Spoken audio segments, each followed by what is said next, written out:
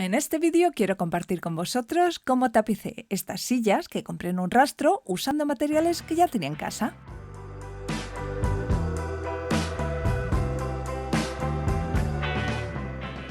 Lo primero que hice fue desatornillar los asientos y limpiar bien las sillas. Para el siguiente paso me ayudé de 2 destornilladores planos y unos alicates. Quitar grapas no requiere conocimientos previos, pero sí hay que tener cuidado de no hacerse daño con el destornillador. Con las 1001 grapas quitadas me encontré con este panorama, que como veis daba pena. A excepción del fieltro negro, al que yo le llamo tapapecados y luego os explico por qué, no pude rescatar ni utilizar ninguna de las capas. Una pena porque yo contaba con ello, la verdad. La última capa, antes de llegar al aglomerado del que está hecho el asiento, estaba seca y en parte deshecha. Para raspar los restos del pegamento me ayudé de una cuchilla y... ¡sorpresa! En la parte inferior me volví a encontrar con 38 grapas más. ¡Qué suerte la mía!, ¿verdad? Sin poder usar nada más que el tapapecados, miré en la pila de materiales usados y vintage que, como buena hormiguita que soy, almaceno para futuros proyectos y decidí probar mi suerte con lo que encontré en el armario. Para este proyecto he utilizado una tela que no sirve para nada para tapizar, pero como me enamoré de ella, en uno de estos rastros que visito, donde busco siempre telas, no me digas que no es divina, tiene reflejos dorados, como veis aquí. Para poder repetir un diseño geométrico en las 4 sillas, idéntico o lo más parecido posible, se necesita más tela que si utilizáis, por ejemplo, una tela lisa o con un motivo floral. Es el problema con las telas vintage, que casi nunca hay lo suficiente como para hacer proyectos grandes. Me gustan las telas, y mientras más antiguas, mejor. Y después de esta confesión, paso a enseñaros cómo sigue el proyecto. Lo primero que hice es sacar una espuma muy fina que utilizo para todo tipo de rellenos, pero que por su grosor no es apta para tapizados, por lo menos no para sillas. Así que opté por ponerla doble y corté 2 trozos por cada asiento que pegué uno encima del otro.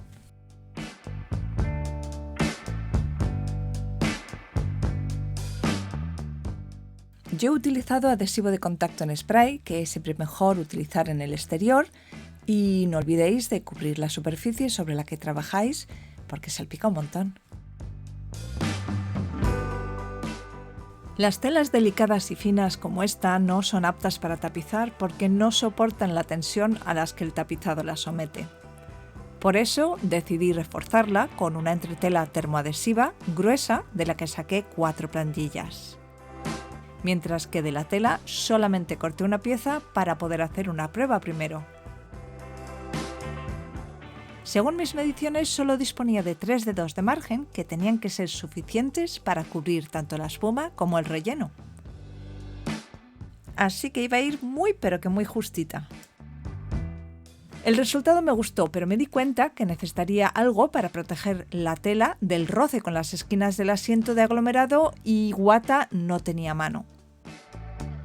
Lo que sí tenía era un cubrecolchones de cama individual sin estrenar que estaba en el piso cuando lo compramos el año pasado y lo guardé para mis proyectos de reciclaje porque no tenemos camas individuales en casa.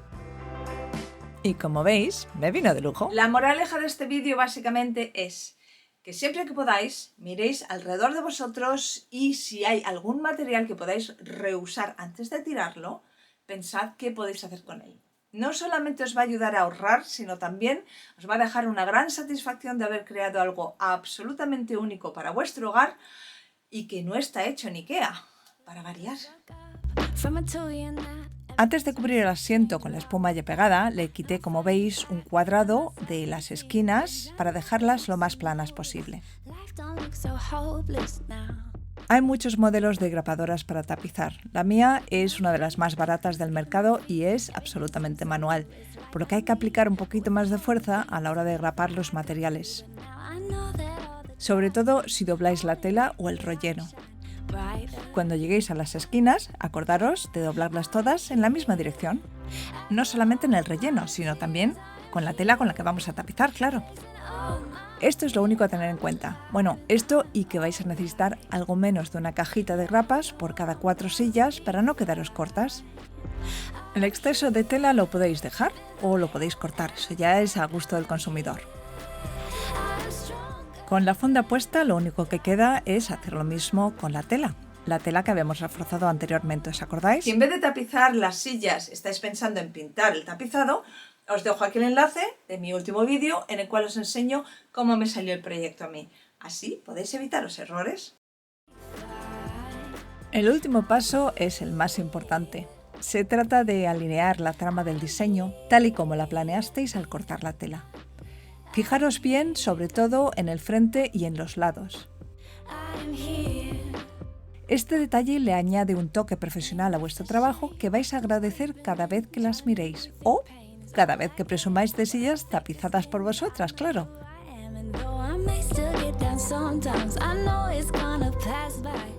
Y ha llegado el momento de explicar el nombre con el que bauticé al fieltro negro.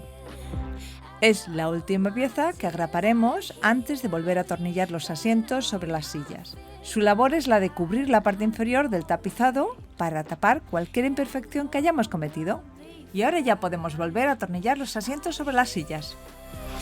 Aquí va un último consejo muy pero que muy útil. Si queréis proteger vuestros muebles tapizados contra manchas de comida, líquidos, etc., os recomiendo que los rociéis entre 2 y 4 veces al año con impermeabilizante para calzado que podéis comprar en cualquier zapatería. Espero que os haya gustado este vídeo y si es así, no olvidéis de darle a la campanita y de suscribiros y dejar algún comentario abajo si tenéis cualquier tipo de duda.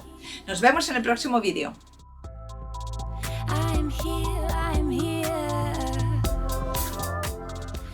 Ahora ya solamente queda disfrutarlas.